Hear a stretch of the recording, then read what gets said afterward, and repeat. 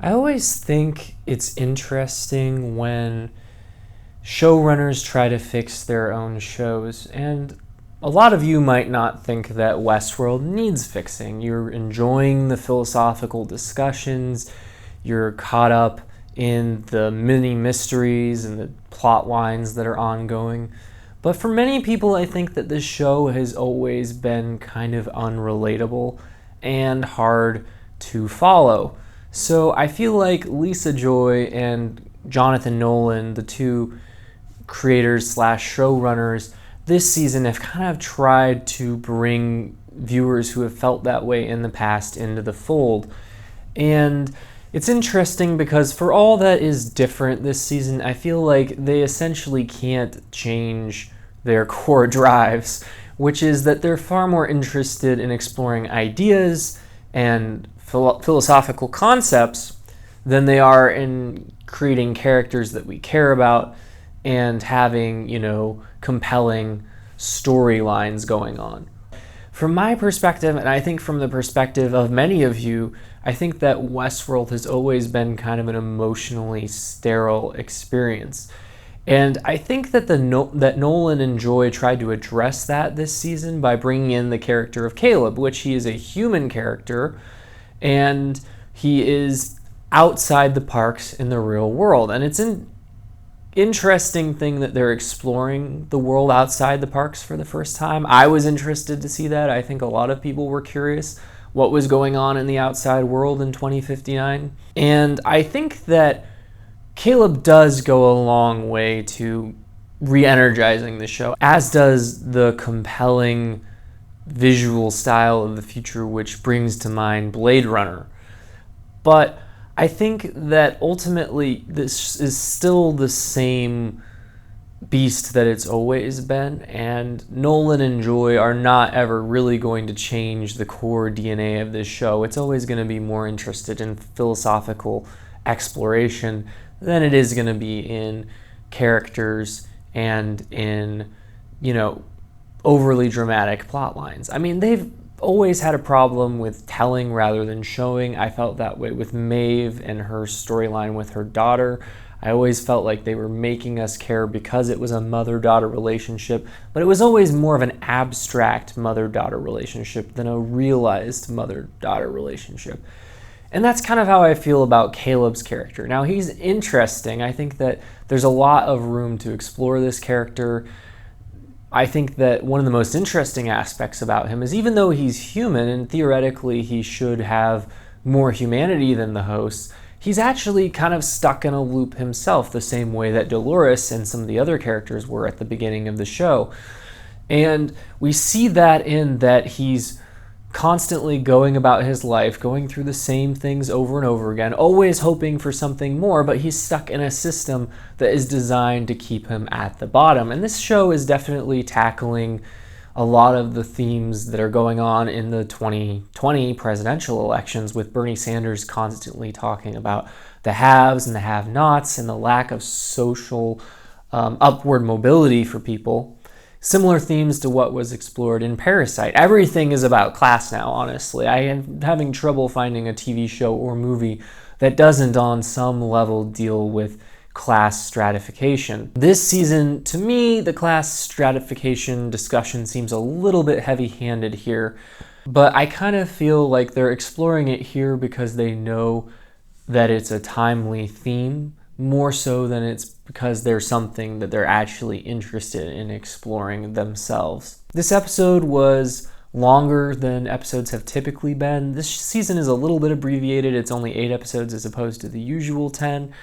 And this was a pretty lean episode, actually. It accomplished quite a few things. It set up a lot of different characters, but it only really focused on 3 characters, and that was Bernard, Dolores, and Caleb, which is Aaron Paul's character. And Aaron Paul is doing a great job.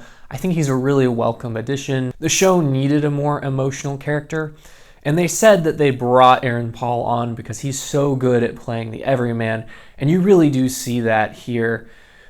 I think that the most intriguing aspect of his character for many of you will probably be the app that he's using to go carry out non-personal crimes.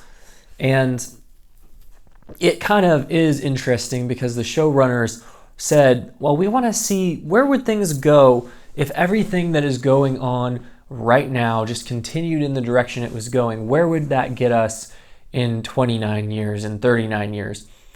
And that's something very interesting to explore.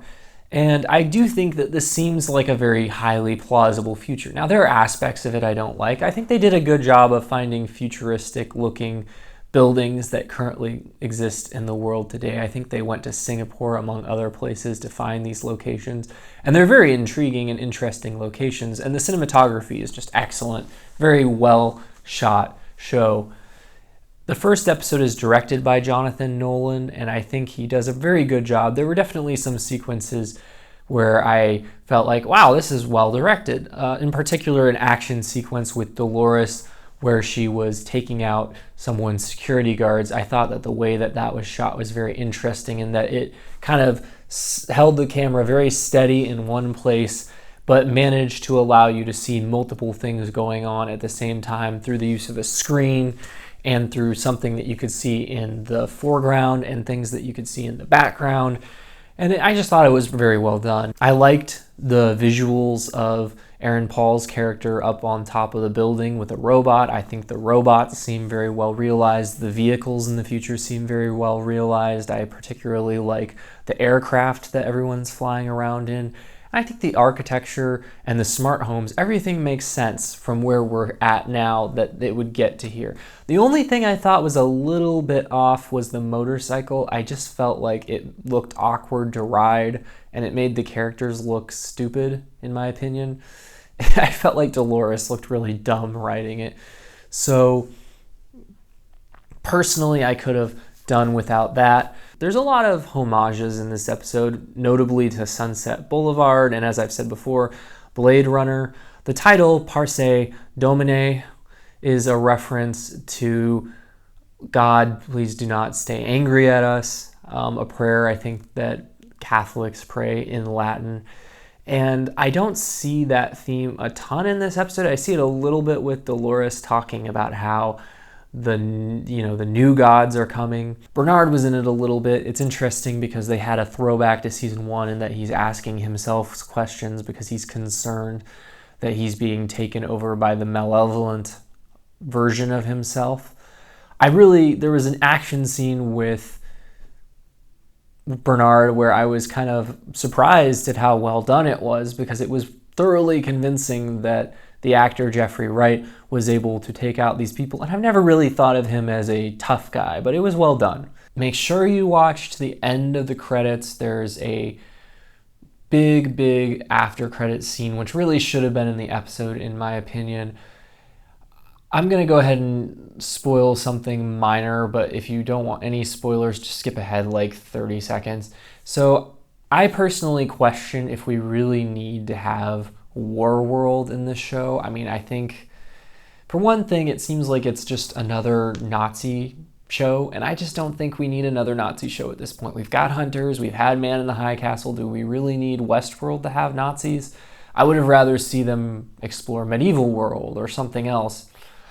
And I also feel that it just doesn't make sense for Maeve to be there because Nazis were racist, so they wouldn't be accepting of her character realistically. And they have her in that cool getup, so clearly she's some kind of resistance person or something, but it just doesn't make a whole lot of sense for her to fit in there. I get that it's a park, so you could theoretically rewire everything so that the Nazis aren't racist. They're just generic Nazi villains like Raiders of the Lost Ark or whatever, but to me it just seemed like it doesn't seem like a very interesting world to explore.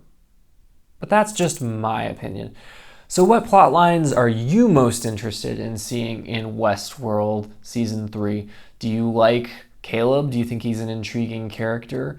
Were you bothered that certain characters weren't in this episode?